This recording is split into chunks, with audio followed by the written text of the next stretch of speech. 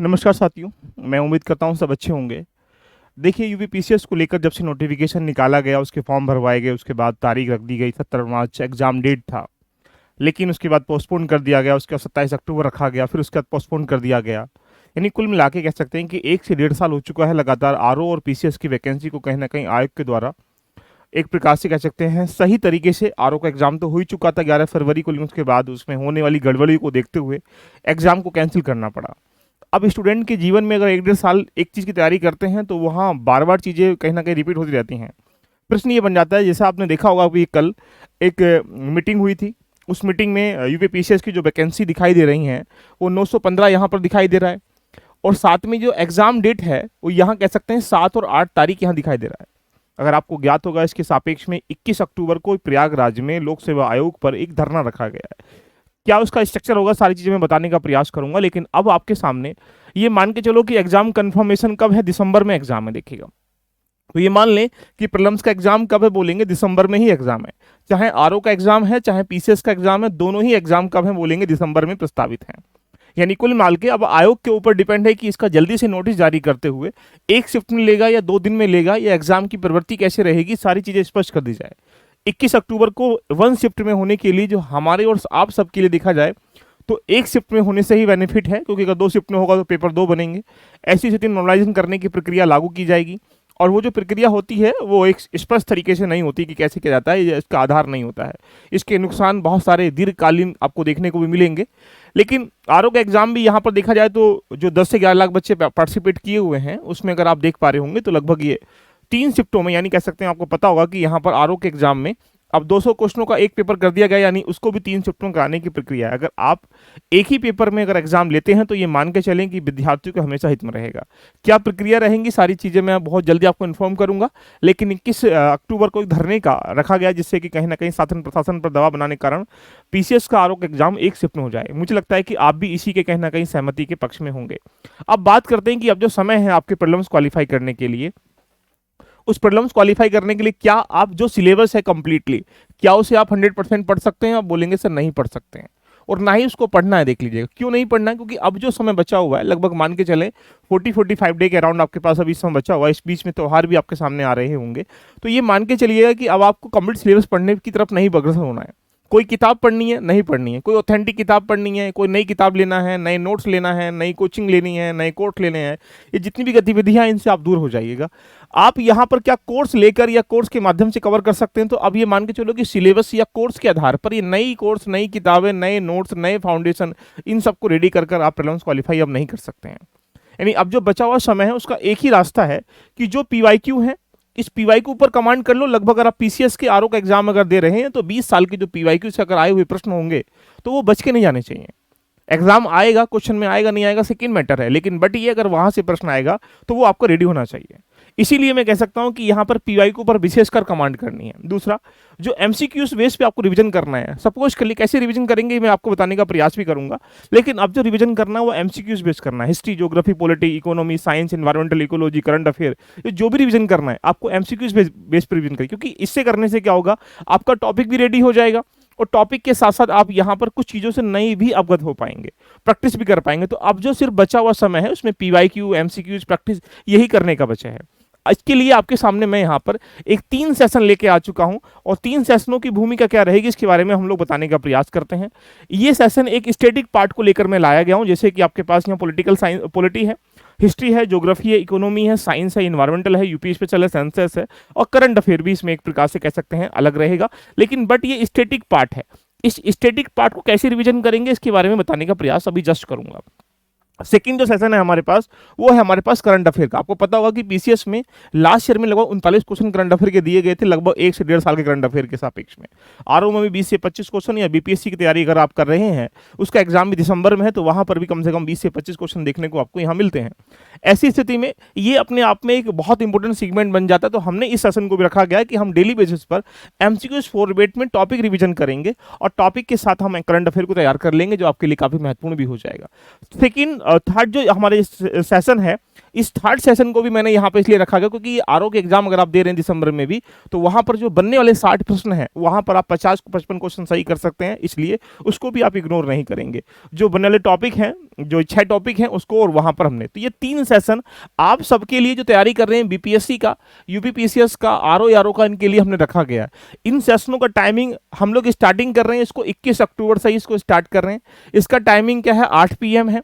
इसका टाइमिंग हम लोगों ने सुबह रख दिया गया 9 AM है, देखिएगा। इसका टाइमिंग शाम में रख दिया गया 6:30 PM पर, देखिएगा। तो 3 सेशन ये हमारे यूट्यूब पर, एप्लीकेशन दोनों पर मिलेंगे। होता क्या है, स्टार्टिंग में हम किसी सेशन में जुड़ तो जाते हैं, लेकिन हमारे पास वो एनर्जी लगातार नियमित रूप से नहीं रहती है। इसके लिए बच्चों को बाउंड करने के लिए ये सेशन नॉर्मली कहा जाए फ्री ऑफ कॉस्ट है, कोई इसका चार्ज नहीं, लेकिन जिससे कि आप अपनी बचे हुए समय में 40 डे में तैयारी कर सकें, बेहतर तैयारी कर सकें, उसके लिए हम लोगों ने एक बाउंडेशन या एक सर्विस के रूप में अगर देखा जाए तो इसकी फीस मात्र 99 रुपीज़ रखी गई है। यानी कुल मिला के आप फ्री ऑफ कॉस्ट एक प्रकार से कह सकते हैं, ये कोई कोर्स नहीं है, ये सिर्फ एक आपके लिए जो अंतिम समय में आप बिल्कुल डेडिकेट होकर स्टूडेंट के आधार पर तैयारी कर सकें, उसके लिए फीस रखी गई है 99 रुपीज़। अभी 99 आपको कैसे करना है, आपको एलबी लर्निंग एप्लीकेशन पर जाना है। ये रहा आपको एलबी एप्लीकेशन। जैसे ही एप्लीकेशन पे जाएंगे आपको ऐसा इंटरफेस दिखाई देगा, आप यहाँ पर जाइएगा। आप इसे कोर्स परचेस में जैसे जाते हैं तो यहाँ पर देखा जाए लास्ट में अगर जैसे ही टिक करेंगे लिखा है पीसीएस प्रीलिम्स एक नई सौगात एमसीक्यू रिवीजन बैच, देखिएगा।